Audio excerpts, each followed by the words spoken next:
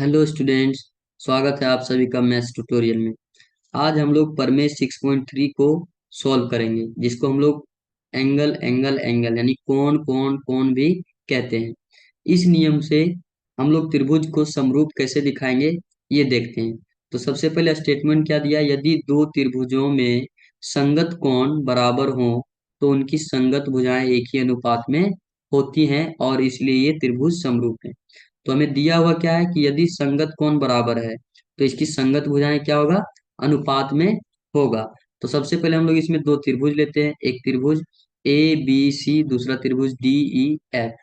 इन दोनों त्रिभुज में अगर देखें तो हमें यहाँ दिया है कि त्रिभुज ए बी सी यानी ए बी सी और डी ई एफ में क्या दिया हुआ है, संगत कोण बराबर है।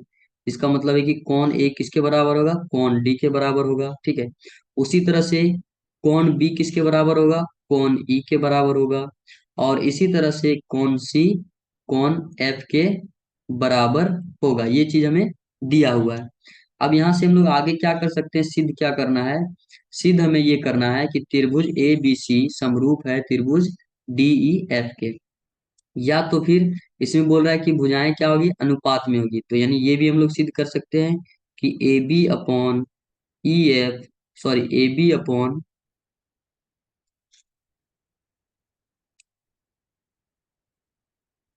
यहाँ से हो जाएगा A B upon D E equal to P C upon E F equal to C A बराबर बटे एफ डी।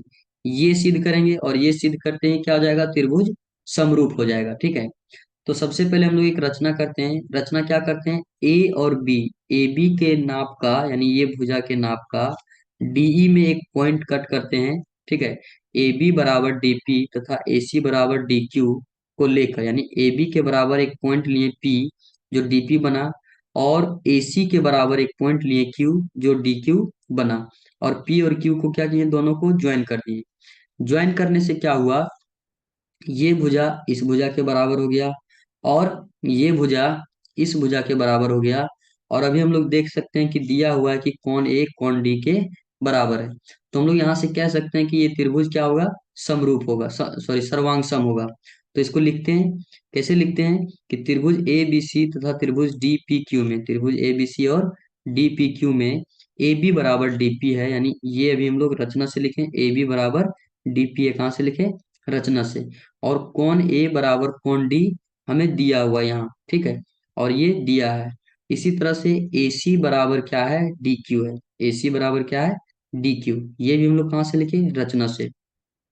तो हम लोग यहाँ से कह सकते हैं एस ए एस द्वारा ये त्रिभुज क्या हो जाएंगे, सर्वांग सम हो जाएंगे। तो हम लोग यहाँ से लिख सकते हैं कि अतः सर्वांग समता नियम एस ए एस द्वारा यानी साइड एंगल साइड द्वारा त्रिभुज ए बी सी सर्वांगसम होगा त्रिभुज डी पी क्यू।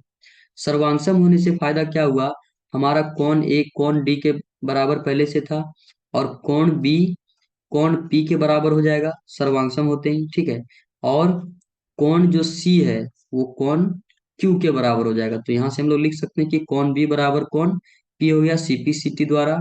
इसी तरह से कोण सी बराबर क्या हो गया, कोण क्यू, ये भी सीपी द्वारा। ठीक है, अब यहाँ से हम लोग आगे देख सकते हैं कि अब कोण बी बराबर कोण ई दिया हुआ था। ये जो है कोण बी और कोण ई हम लोग देख चुके हैं कि पहले दिया हुआ था। और तथा कोण बी बराबर कोण पी अभी हम लोगों ने सिद्ध किया है कि कोण बी किसके बराबर है, कोण पी के। इसीलिए कोण पी और कोण ई दोनों बराबर होगा। ठीक है, इसीलिए क्या होगा, कोण पी और कोण ई दोनों बराबर होगा। और दोनों बराबर कब होता है, जब कोई भी दो समांतर रेखा हो और इसके बीच में एक तिर्यक रेखा हो तो ये संगत कोण क्या होते हैं, बराबर होते हैं। इसलिए हम लोग यहाँ से कह सकते हैं कि पी क्यू समांतर है ई एफ के। और ये समांतर होते ही हम लोग ये भी कह सकते हैं कि D P upon P equal to D Q upon Q F. यहाँ कहाँ से, ये प्रमेय 6.1 द्वारा यानी थेल्स प्रमेय से हम लोग जानते हैं कि अगर कोई भी त्रिभुज में एक भुजा के समांतर अगर एक अन्य भुजा खींचा गया है, ठीक है, तो इसको हम लोग कह सकते हैं कि ये डीपी का अनुपात पीई से बराबर होगा डी क्यू का अनुपात क्यू एफ से। और हम लोग ये भी जानते हैं इससे कि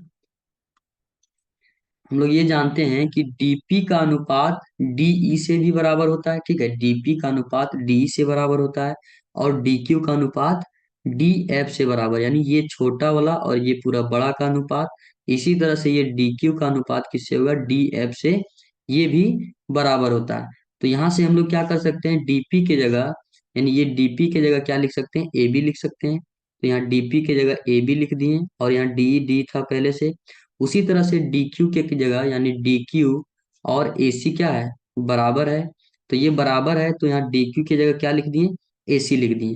तो यहाँ से हम लोग कह सकते हैं इसी प्रकार से कि ए बी अपॉन डी, यानी अगर इस बार ए बी अपॉन डी ले रहे हैं, क्या ले रहे हैं, अगर इसको हटा दें तो ए बी अपॉन डीई बराबर क्या होगा, B C upon E F. अगर इसके समांतर, यानी हम लोग मान लेते हैं कि इसके और इसके समांतर में एक रेखा यहाँ ऐसे खींच दें, ठीक है, तो इस समय क्या हो जाएगा, ये इसका अनुपात और इसका अनुपात बराबर होगा। तो यहाँ से हम लोग कह सकते हैं कि ए बी अपॉन डी और ए बी अपॉन डी बराबर है A C upon D F और B C upon E F. तो इन दोनों को सबसे पहले लिखते हैं। तो यहाँ ए बी अपॉन डी और ए बी अपॉन डी किसके बराबर है, A C upon D F और B C upon E F. तो यहाँ से हम लोग ये तीनों क्या हो जाएगा, बराबर हो जाएगा, यानी ए बी अपॉन डी बराबर ए सी अपॉन ई एफ और बराबर क्या होगा, A C upon D F. अब यहाँ से देख सकते हैं कि A B upon D E का अनुपात है बराबर किसके, बी सी का अनुपात ई एफ से और ए सी का अनुपात डी एफ से। तो हम लोग यहाँ से कह सकते हैं कि ये त्रिभुज क्या हो जाएगा, अतः समरूपता कसौटी एस एस एस द्वारा ये त्रिभुज क्या हो जाएगा, समरूप हो जाएगा, यानी ए बी सी समरूप हो जाएगा त्रिभुज डी ई एफ के। और हमें यही सिद्ध करना था। तो नेक्स्ट वीडियो में मिलते हैं, नेक्स्ट थ्योरम को हम लोग देखेंगे। Thank you.